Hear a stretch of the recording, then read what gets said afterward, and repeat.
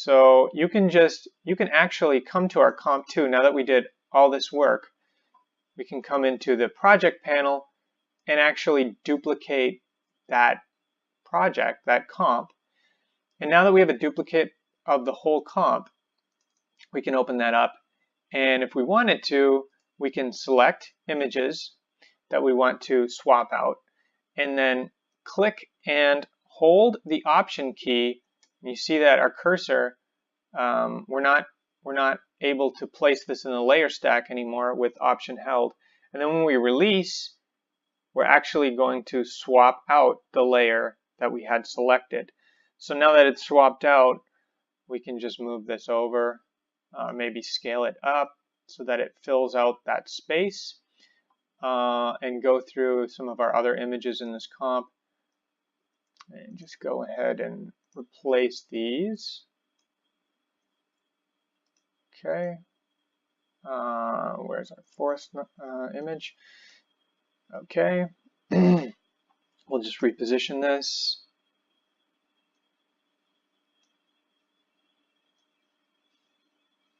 All right, that's good. Okay, maybe just play everything back and make sure that we're not accidentally interrupting our animation. Looks like we are.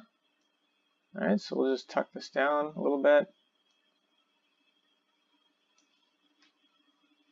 And, maybe go in with a mask or adjust our track mat to take care of that, but that looks fine.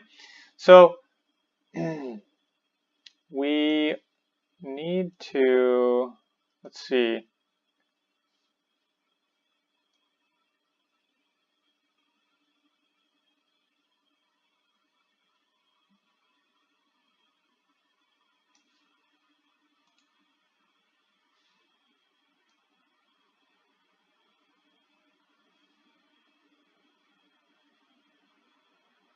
Okay, we actually need to adjust one of our images here.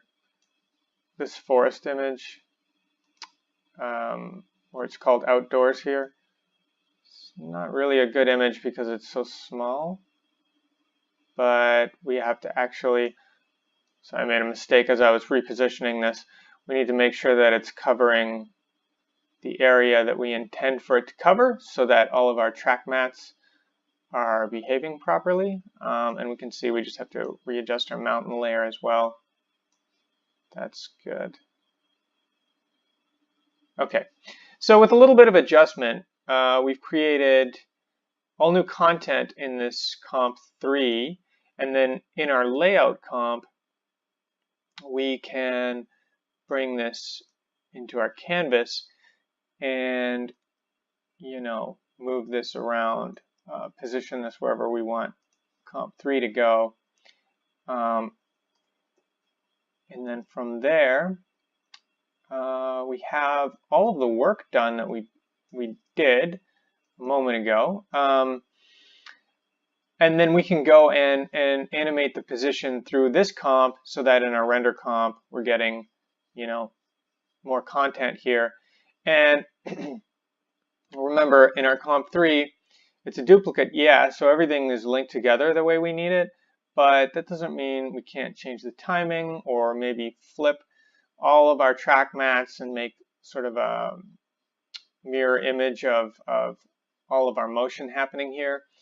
And we can do other things like maybe putting these null objects on an interesting angle so they slide in a neat way. And we can do that by grabbing the topmost null. So remember, we created this big hierarchy here, and then if we just sort of rotated this top null, now we're getting all of this motion, but we're getting it on this 120-degree angle here.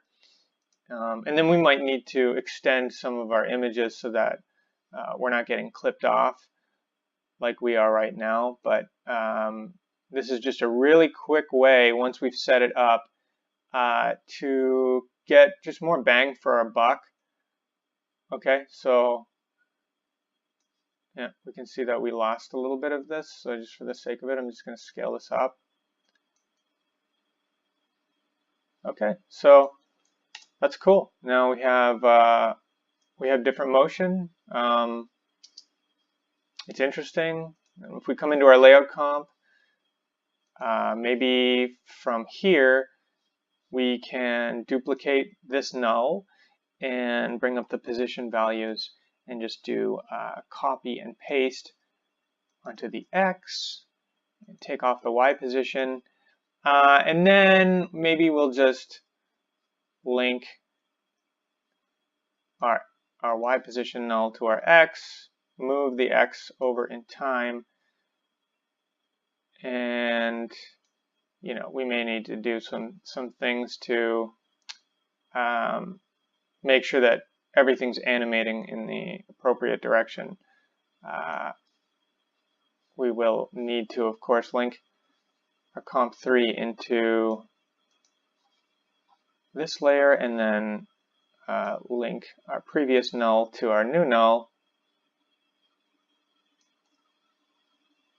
So let's see.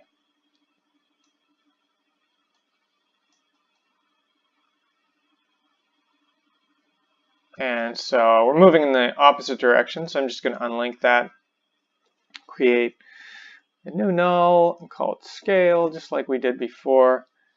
Link this to scale, bring up the scale, and invert the X.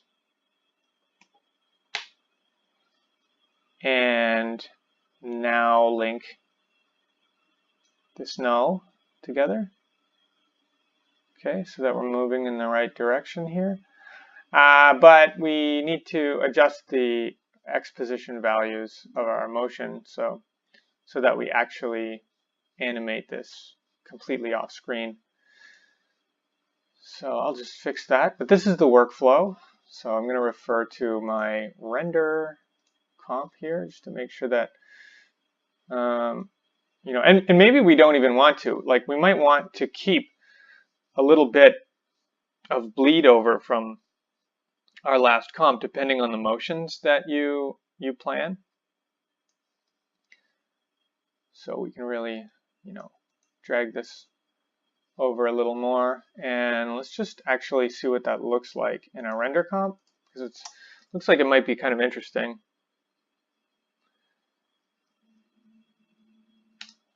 Okay, so we definitely need to adjust the timing here. Push this motion over so that this frame can complete its motion, and then maybe right there is a good place for it. So just take a look at that.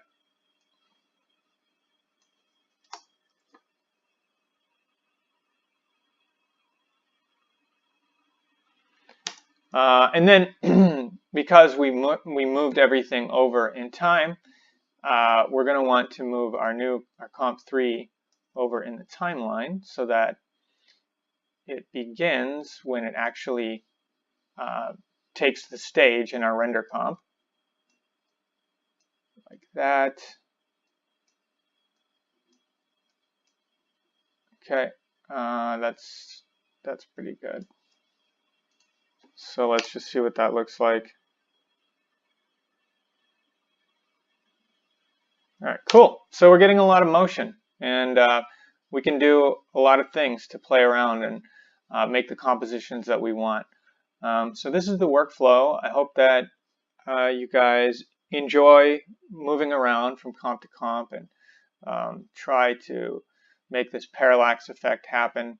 And let me know if you have any issues.